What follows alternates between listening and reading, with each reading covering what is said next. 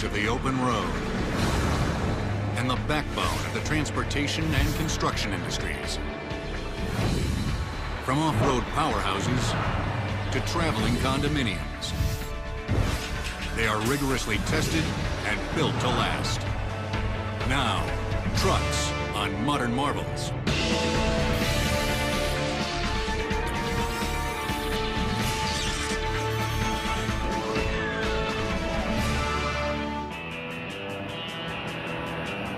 When the going gets tough, count on the world's arsenal of wheeled workhorses to muscle in and meet the challenge. No matter how dirty or daunting the task, trucks ride to our rescue. From transporting our most dangerous cargo, to carrying military and emergency teams, to supporting the mightiest civil engineering feats. But first and foremost, we rely on trucks to deliver. A network of multi-ton vehicles transporting goods and raw materials between producer and consumer is the economic lifeblood of the nation. More than 80% of all freight in the United States moves by truck. You know, as the economy grows, one of the things that takes off in parallel is truck driving. Because this is the way that most goods are transported across the United States. In fact, pretty much anything you can think of has been brought to you at some point by a truck. America's love affair with trucks is more than a century old, but still going strong. Trucks not only symbolize the romance of the open road, but also thunder along as the very epitome of power and endurance. One recognizable phrase sums it up: built like a Mack truck. Mack trucks, now owned by Volvo North America, conjures images of ironclad strength and unwavering dependability. Volvo operates 2 test centers where researchers and engineers are helping to ensure that Mack maintains its rugged reputation. A truck customer expects a tremendous amount, and they should. In 1 year's time, a heavy-duty truck can run twice as many miles as your average car or pickup trucks will in an overall lifetime. Engineers at the test centers stress and load individual components to make sure they won't fail in the real world. With the accelerometers, we gather direct information for calculating force on the components and the systems within the truck. And we have strain gauges so that we can measure direct strain off the components and to be able to do stress analysis on these pieces. The cabling, as you see down the vehicle, will run into a data recording equipment so that we can take the real-time data later and extrapolate it and to be able to convert that electrical signal into direct measurements. Some of the machines seem more torture device than engineering equipment. The cab bump test rig is used to evaluate the durability of a cab under severe impact type of loads. This is particularly important for vocational type of trucks. As they operate off roads, you go through potholes, you go over rocks, bumps, various types of uneven terrain. Once the lab tests are completed, the trucks pit their strength against a half-mile gauntlet where only the strong survive. The object is to see how well and how long they can withstand the worst road environment possible. On the endurance test, each truck that we have is tested for 12 weeks, roughly, which simulates 1 million kilometers of actual road miles. We run the test 24/7 until the test is completed. Now we're going to do a high-speed lap at 24 miles an hour, run over the corrugations, and that's basically check the front suspension. I can tell when something's not right. Hear something, bad noise like a brake in the suspension or something, and I stop and check my vehicle to see what it was. Lessons learned at the test facilities ensure that today's Mack trucks live up to the reputation of their predecessors, which first rolled off the assembly line in 1905. Mack draws on decades of experience to build trucks for every application. Truck manufacturing is similar to automotive in that we have assembly lines, and that's where it ends. Henry Ford would roll over in his grave if he saw what was coming down our lines. Yesteryear's auto pioneers would also be bowled over to see robots on the line, working side by side with workers to get dozens of trucks off the line every day. The Mack plant at the Macungie facility just outside Allentown, Pennsylvania, sprawls over 1 million square feet. Enough floor space to house 4 aircraft carriers. The plant runs 3 cab lines, 2 chassis lines, and a paint facility. What we're looking at now is a frame. This is the bare bones truck right before anything really major happens to it. What the frame is made up of, major components of the frame rails, cross members, and then you have your front and rear axle assemblies. Once these hit the line, we can do anything with these, and the truck can be 100 different variations on any set of rails like this. From these rails, workers can create vehicles ranging from garbage trucks to dumpers to mixers. The one thing they'll all have in common is a huge diesel engine. Some can produce an astonishing 600 horsepower. That's twice as much as that produced by an average pickup truck. These engines weigh in at a hefty 3,000 pounds. And even for experienced assembly line workers, placing them onto the frame is a difficult procedure. In another part of the factory, workers assemble the truck's cab. After welders make the initial welds, their robotic counterparts finish the job, doing the repetitive work of welding the cab's parts together. Once complete, the cab is hoisted over the frame and bolted into place. And the familiar form of the truck begins to take shape. Right now we're at the end of our H line in Macungie. On this line daily, we have about 27 trucks come offline. They come off about every 15 minutes. Across our second chassis assembly line, we run that at about 39 a day, and they'll come off every 9 minutes. So our overall rate between the 2 lines is 66 trucks a day. The final product can average between $60,000 and $130,000 without the body. Once finished, the truck is ready to handle whatever the customer can dish out. But the strength and dependability of modern trucks is as much a story of evolution as of nuts and bolts. As far as the first truck in the world, there's some question about when that actually occurred. I think a lot has to do with what is the definition of a truck.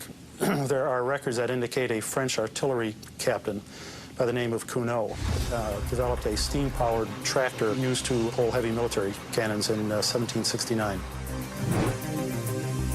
Other large steam tractor engines would emerge and be used to pull buggies and wagons. But these early vehicles were inefficient and soon became novelties used by the wealthy. By the middle of the 19th century, the horse was still the most efficient form of road transportation. But that would change with the advent of the internal combustion engine by N.A. Otto in 1876. Over the next few years, tinkerers and craftsmen from around the world embraced these new engines. Then in 1892, Charles Duryea built what many believed to be America's first gasoline-powered vehicle. 6 years later, the Winton Motor Carriage Company of Cleveland claimed to build the first commercial gasoline delivery wagon, which was an accurate description. By the turn of the century, most truck bodies were little more than modified wagons. Many were chain-driven, and some steered with a rudimentary device called a tiller. Adding to an already rough ride, the wheels were simple metal rims with a hard piece of rubber attached. The driver was asked to sit on a board, out in the weather, out in the rain, and deal with the elements. Driving an early truck was not a very comfortable experience. I think it's important to recognize that when trucks were first developed, that their focus was to haul freight, not necessarily provide driver comfort. And that's exactly what these vehicles did. To move freight, trucks needed power, something early gas engines had trouble providing. Railroads, by contrast, possessed more than enough power to continue their decades-long reign as the kings of long-distance transportation. But early gas-powered trucks faced their most immediate competition from trucks propelled by steam or electricity. When the truck was initially being developed, the very first trucks, it was not a foregone conclusion that they would be gasoline and then later diesel-powered. So there were electric trucks and steam trucks, and one of the problems of the early steam vehicles is that they were, built like a locomotive. They had boilers, and they required multiple operators sometimes. You had to have a fuel source, and you had to keep it full of water, or it would explode. The novel electric trucks were ahead of their time, but were encumbered by large batteries. Well, the same problems that we've had in the last 20 years trying to develop an exclusively electric car, the electric trucks had mammoth batteries, and recall, this is the battery technology of the early 20th century, giant lead batteries with lots of acid. Their upshot was that they were quiet, but for over-the-road use and general use, they just couldn't go very far without having to be recharged. For many consumers of the era, however, the hard choice wasn't gas or electric. It was car or horse. Eventually it became very clear that gasoline-powered trucks are cheaper to operate than horses and wagons. You can park a truck for 2 or 3 days. You don't need to feed it. You don't need to watch it. It doesn't get a cold. It doesn't get sick. It doesn't die. It does need repair, but it was just cheaper in the long run than horses and wagons. Although horse-drawn wagons struggled to compete against gasoline-powered vehicles, the teamsters who drove them weren't going down without a fight. And one of the ways that the teamsters would try to get a leg up is by backing their wagons with the horses into the radiator of trucks. That was a way to disarm the truck because that was a very delicate part of the truck at the time.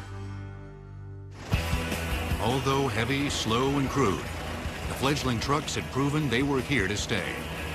In years to come, innovators would develop a sleek new fleet of workhorses that would revolutionize the industry.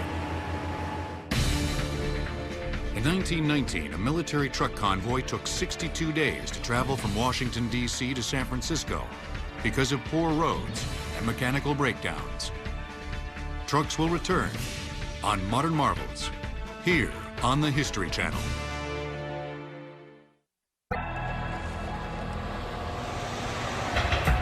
Make room for these earth-moving behemoths that stand more than 2 stories tall. Drivers must scale ladders at the front of the vehicle to reach the cab. Once there, they can literally move mountains. Trucks like these are able to haul 320 tons of earth. Fully loaded, they weigh in at over 1 million pounds.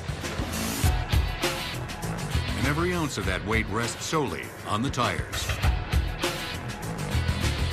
Made of special compounds of rubber and synthetic material, the tires are marvels unto themselves. They stand over 12.5 feet tall and weigh up to 5 tons. Today's trucks, no matter what their size, owe their existence to the tires they ride on. And although modern tires are built to withstand the most punishing road conditions, blowouts are a fact of life, caused either by road debris or excess friction and heat. The best truck tires deliver not only when fully inflated, but also when they're punctured. Case in point, Michelin's new super wide tire. The construction of the tire is such that when you have a blowout, and we've done this with dynamite on the tires, basically plastic explosive, you can see that it'll just sit right down, the truck will come to a safe stop. But the most manageable blowout of all is the one you can see coming. Volvo North America's advanced engineering team is working on a new monitoring system that will enable drivers to keep tabs on their tires. With these devices, we know the pressure in this tire even going down the road. If a driver were to pick up a nail, that's not going to get better, it only gets worse. So the driver is notified in the cab, you have a leak in this tire, but at the same time he's getting that signal, we can broadcast that signal through satellite and go to a service, third-party service or the fleet itself, and say, okay, this driver needs this tire, he's in this truck, we know where he is, we know where he's going. The advanced system will be a cost-effective time saver, as a new tire can be ready at a predetermined site before the troubled truck suffers a blowout. A century ago, the earliest trucks were equipped with tires that were impervious to blowouts, but had little else going for them. The first trucks mostly used solid rubber tires.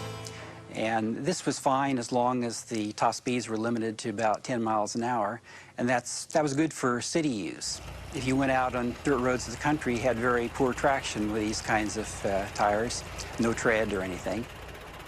In the early 19th century, air-filled or pneumatic tires were commonly used on bicycles and early passenger cars, but they were not well suited for early trucks. A truck with solid rubber tires could carry as much as the driver dared to load. But early air-filled tires would explode under too much weight. Even as tire technology advanced, most drivers and owners remained skeptical about the durability of pneumatic tires. They had a good product, but the public was not convinced because many of the companies that had large trucks and large heavy freight had never had any problems with the solid tire on the rim and the wood spoke. It was just a well-worked horse. So why should they buy these new rubber tires? Despite their shortcomings, trucks were catching on. At the outset of World War I, the British and French armies contracted American manufacturers such as FWD and White Motors to build trucks for the war effort. Years before the arrival of American troops, U.S. trucks would serve on Europe's battlefields. These trucks were shipped overseas. Turned out the trucks weren't too good using in the front lines because they were bogged down in the mud of the trenches, but they were wonderful behind the lines for shipping supplies up to the soldiers in the front lines. Legends were born. The Mack Model AC, with its pug nose and reputation for stubborn reliability, was nicknamed the Bulldog by grateful British troops. The Bulldog nickname would stick and later become the company's trademark. Far from the battlefields of Europe, the American military would soon be putting trucks to the test. In March 1916, U.S. soldiers led by General John J. Pershing crossed the border into Mexico in pursuit of Pancho Villa, who had attacked Columbus, New Mexico.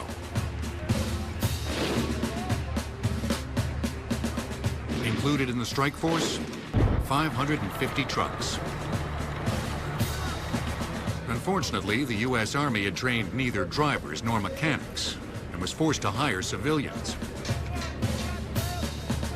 To make matters worse, numerous manufacturers had built the 128 different makes and models in the convoy. Supplying thousands of non-interchangeable parts to keep the trucks moving was almost impossible. Still, Pershing recognized the potential benefit of military trucks. In 1917, he already had learned a valuable lesson in Mexico, and he immediately went to Washington and to the Bureau of Standards and said, hey, we have to come up with a standardized truck because the problems we had in Mexico we can't repeat in Europe. When American troops were deployed in 1917, the U.S. military hastily ordered 100,000 trucks. The government contracted more than 200 companies to build the vehicles. But since the problem of interchangeable parts still hadn't been solved, it was another recipe for disaster. Something had to be done. The Army called together several of the heavy-duty truck manufacturers and engine manufacturers, transmission suppliers, to come up with a standard truck design that they could all build at the same time and parts would be interchangeable. And this was officially called the standard Type B, but it's generally referred to as the Liberty truck. World War I was a very significant event as far as the development of the trucking industry is concerned. If we simply look at the numbers, in approximately 1908, there were 4,000 trucks in use in the United States. Before World War I, it had grown to 300,000, and after World War I, it had exploded to over 1 million trucks. The trucks were able to prove themselves to the American public that they were capable of carrying heavy loads under very difficult conditions. American manufacturers looked to cash in on the truck's newfound acceptance. For the Goodyear Tire Company, this meant finally selling the public on improved pneumatic tires. In 1918, to show the product's superiority, Goodyear outfitted 7 trucks with the new tires and set them loose on America's roads. The pneumatic tires allowed for increased speed and better traction off-road, a crucial improvement as the American road system was poorly developed. The roads that connected cities and states were little more than dirt paths, if they existed at all. Trucks would bounce off the treacherous roads or smash through bridges built to handle horse traffic. Road conditions and tires are what limited the sizes of the trucks as they grew.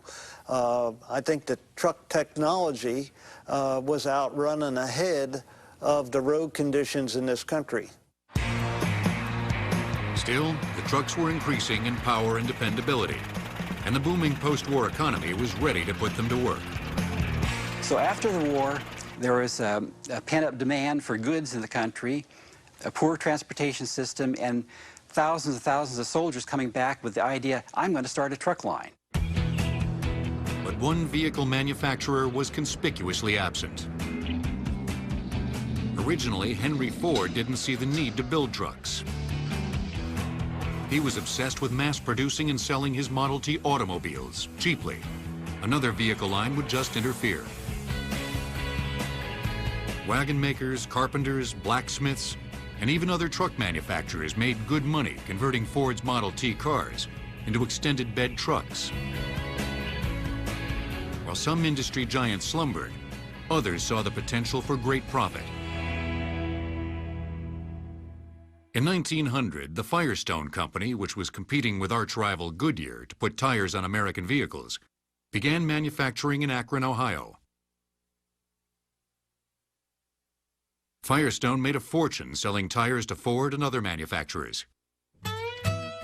In 1919, Firestone initiated the Ship by Truck campaign in order to promote long-haul trucking. As trucks began to loosen the railroad's grip on transportation, improved technology gave the growing industry an added boost. Prior to the 1920s, the engines that were found in trucks were 2 cylinders and 4 cylinders, gas-powered with limited horsepower. With the need to carry heavier loads over improved roads, there was a need to have more powerful engines. We started seeing a movement from 4-cylinder engines to inline 6-cylinder engines, which is pretty much the standard in today's heavy-duty trucks. The vehicles began to look like modern trucks, with covered cabs for the driver and goods hauled in trailers as opposed to being strapped to the vehicle's body. By 1927, the number of American trucks had grown to nearly 3 million, and demand was increasing daily. Numerous truck manufacturers were there to fill the orders, but the good times were about to end as the Great Depression took its toll on the economy. When the market crashed and the demand for trucks ceased, most of them weren't in the financial position to weather the storm that followed. Despite the Depression, however, some truck companies benefited. Public works projects, from road construction to the building of Hoover Dam, depended on powerful trucks to haul tons of earth and equipment.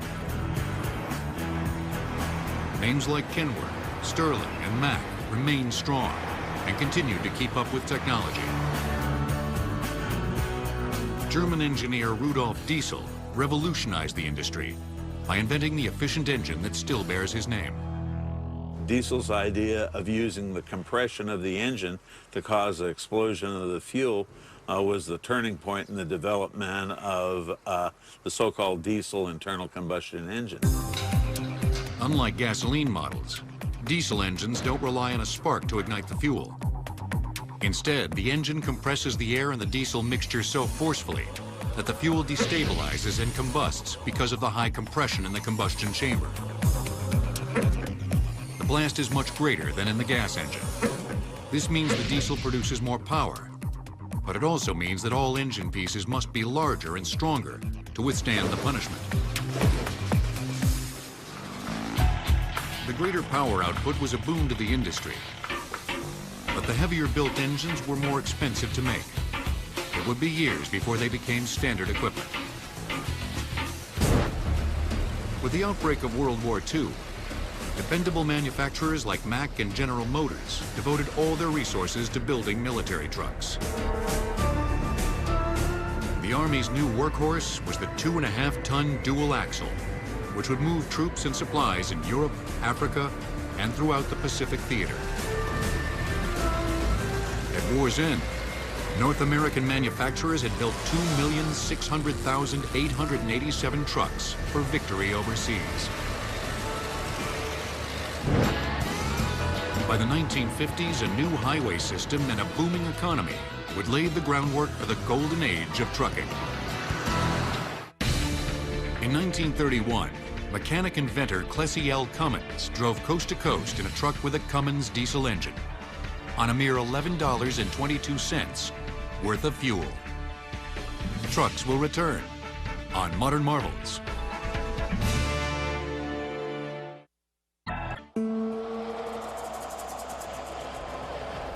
The open road. Shimmering heat waves rise off endless miles of blacktop. A solitary driver pilots a lonely, austere 18-wheeler. The image of the monotonous life of a trucker is one that today's truck manufacturers would like to make obsolete. The biggest names in the industry are pushing the envelope of design to build trucks with world-class comfort.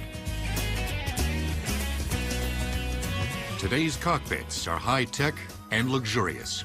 This is a 77-inch sleeper, which is one of the largest production sleepers in the industry. This sleeper features a lot of amenities that make this a very comfortable home environment for the driver. Nice upper bunk with an innerspring mattress.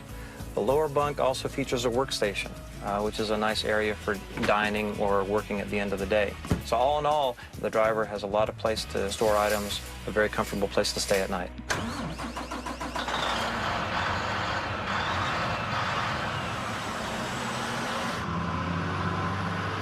While such customized comfort is routine today, in the 1940s, driver comfort was low on the list of the trucking industry's priorities. After World War II, its #1 goal was to meet escalating consumer demand. Trucks began traveling faster and farther than ever before. They could easily handle the flat terrain in the eastern half of the United States. But the mountains in the rugged West were a different story. The 275 horsepower supercharged Cummins in this 1955 Kenworth was one of the most powerful diesel engines available at the time. On long grades and steep hills, some of the lesser horsepower trucks, 150 and 200 horsepower trucks, you'd practically be counting the lug nuts as they rotated around. You could walk beside the truck.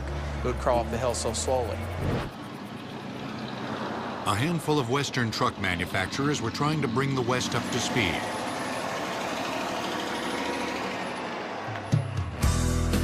The owners of a Utah shipping company named Consolidated Freight figured success hinged on lighter trailers and more space to haul more goods.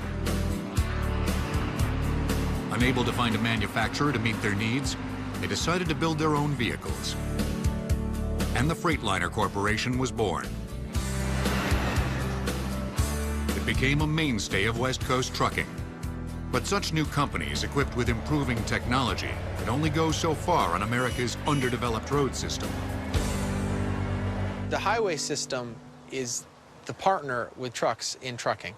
And early roads were just impassable at times. Mud ruts passed for roads. And if you couldn't get through, the freight couldn't get through. And it's been a gradual process of roads being improved to improve our national transportation system. In 1956, President Dwight D. Eisenhower signed the Federal Aid Highway Act, which authorized the creation of a 41,000-mile interstate system. Originally designed to accommodate military equipment convoys, the interstate system was ideal for large multi-trailered commercial trucks. And a lot more thought was put into on-ramps, off-ramps, overpasses, bridges, that sort of thing, just to make sure that trucks could effectively and safely carry their loads. The golden age of American trucking was in full swing. Better roads and more powerful trucks enabled the industry to deliver almost anything to any location, quickly and affordably. For the first time ever, trucks overtook railroads as the predominant way to ship goods. By the mid-1960s, more than 13 million commercial vehicles were traversing America's roads. Many sported the latest in truck technology, lighter aluminum and fiberglass trailers. But when the 70s arrived, improvements in engine design would take center stage as the world's fuel supplies were threatened. Most 18-wheelers today have 12 gears, 10 forward and 2 reverse. Trucks will return on Modern Marvels.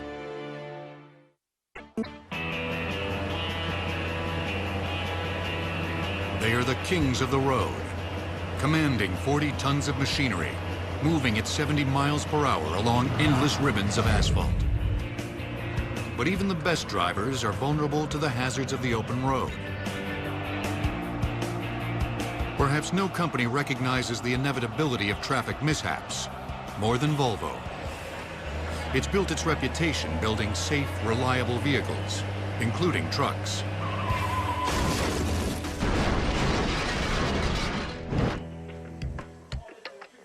At Volvo's Safety Testing Center in Sweden, engineers orchestrate a symphony of sudden impacts in the name of safety.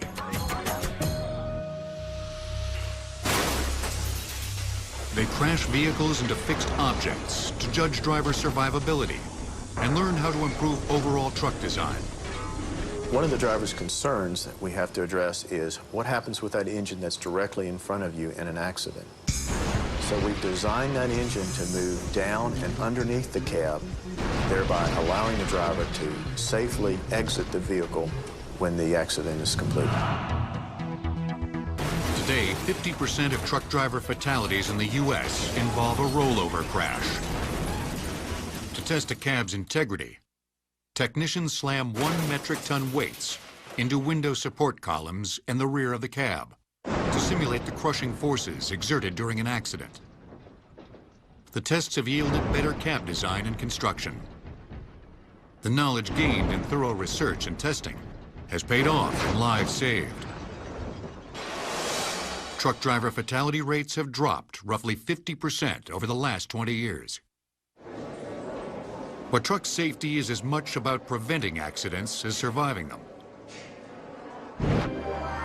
Anti-lock brake systems, or ABS, have improved with the addition of computer monitoring, helping to bring multi-ton vehicles to a stop quickly and safely.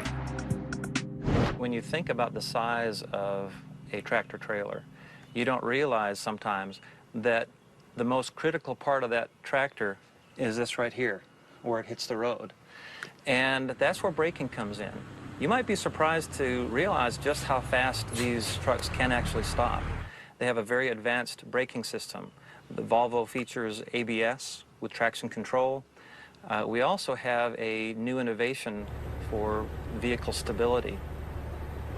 This system works with the ABS system and traction control and looks at situations where the driver might be approaching an unsafe event. There are sensors in the vehicle that see what's happening, as well as looking at what the driver is doing with the steering wheel, the throttle, and the brake. And if needed, will apply more braking, take throttle away, so that the driver can continue that maneuver safely. The quest to make safer trucks has been an ongoing process. In the 1960s, engineers devised what came to be called the Jake brake. The Jake brake uses the truck's own engine to slow the truck down to a controlled speed while going downhill.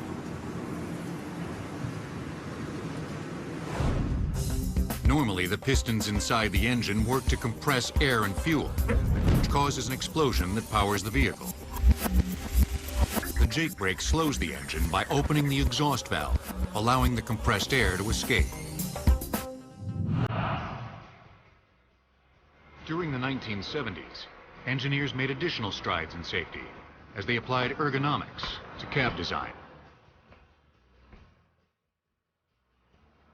They modified seats, steering wheels, and instrument panels to increase driver comfort and decrease driver fatigue. But the fuel shortages of the 70s caused the most significant change of the era. Fuel efficiency became the #1 priority. One solution was aerodynamic truck design. Curved edges and spoilers became standard design features. Engine manufacturers also felt the crunch. In 1985, after nearly a decade of research and design, Detroit Diesel introduced the first electronically controlled diesel engine. Electronics really started a revolution in the configuration of our trucks. Back in the late 80s, the U.S. government had proposed more stringent emissions requirements for heavy-duty diesel engines. And the only effective way to be able to meet those regulations was the addition of electronics to control the fuel system and in essence, control the operation of our engines. Today's electronically controlled fuel-efficient engines use massive amounts of torque and horsepower to pull loads up to 80,000 pounds. This 16-liter engine puts out 625 horsepower and 2,250 foot-pounds of torque. And torque is what gets something moving off the line. It gets the load moving to highway speed. It also allows the truck to maintain that speed going up a grade. And maintaining that speed is what allows the driver to get the load to the destination quicker. Although the most important advances in truck design are crowded under the hood, other innovations strut their stuff proudly in the open. The Volvo VT880 really brings together a blend of aerodynamics. For example, you see that in the headlamp assembly, which is designed to keep air moving very smoothly over the surface. But it also brings in that beefy, muscular look that owner-operators want, the large forward hood. So it's a very effective blend to give the look and still provide maximum aerodynamics. Aerodynamics means fuel economy. Fuel economy means profitability.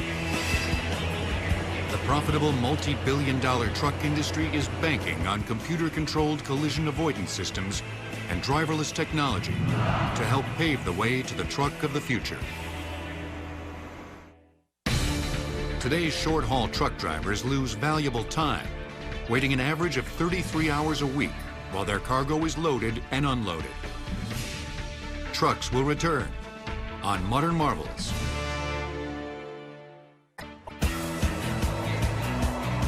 As the strength, speed, and safety of trucks have developed, our dependence upon them has grown.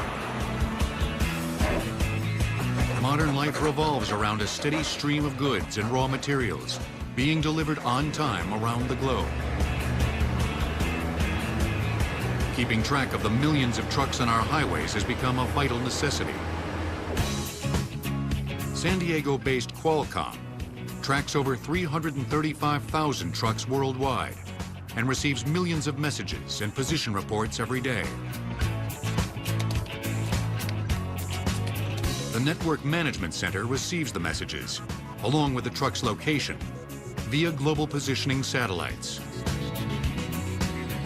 The truck's delivery time, location, and driver's messages are then relayed to the truck company, helping to avoid traffic congestion and decrease loading and unloading time.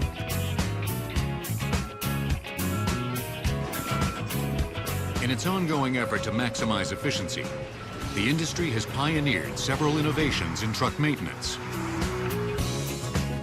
Numerous onboard sensors monitor the truck's engine, brakes, suspension, and other vital components. We can take that type of information and through satellite or cellular communications, feed that information from the truck back to the maintenance repair manager back at the home base. So long before the truck and the driver are stranded along the road, we have the capability to be able to forecast that in the next weeks, the next month, a particular system or a particular part is going to need service or it's going to need repair.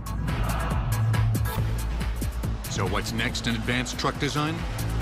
Volvo is testing new technologies using this vehicle as a rolling research lab. The advanced engineering department within Volvo builds these things for the purpose of evaluating technologies and getting customer feedback as to whether a particular technology is worth pursuing to take to production or not. Researchers and technicians are currently testing a computerized wireless communication system that may save freight truckers from time-consuming inspection stops.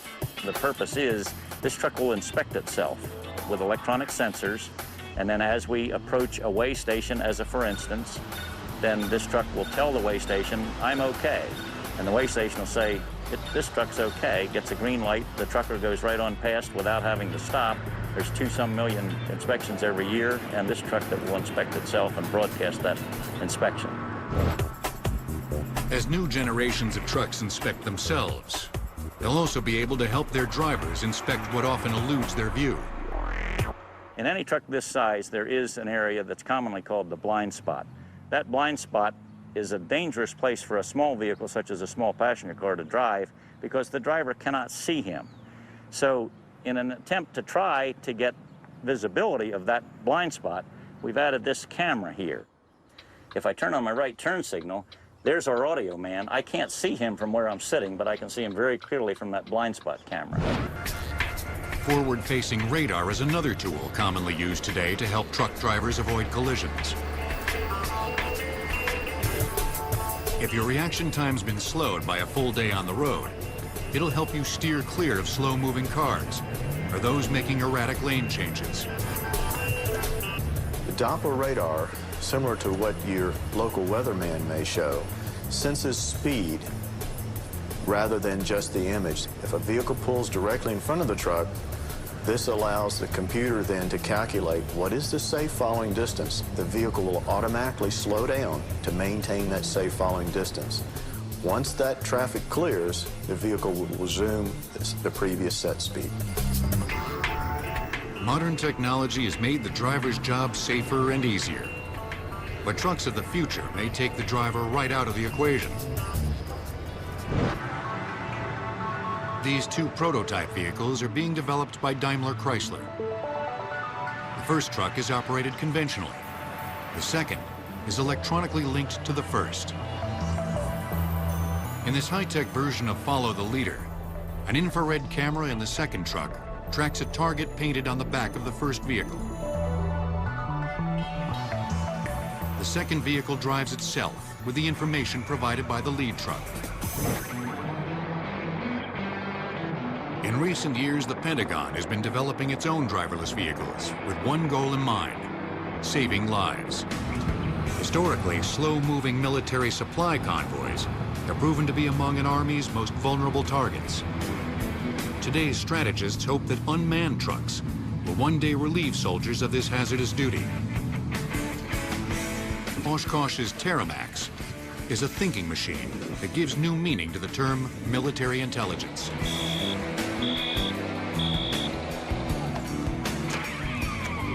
Equipped with an autonomous guidance system, the Terramax can identify obstacles, then decide whether to go around or over them, and at what speed, all without any human input.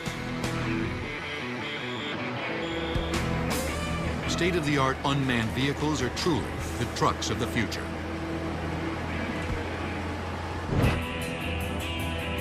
In today's electronic, fast-paced society, trucks might seem like old-world technology.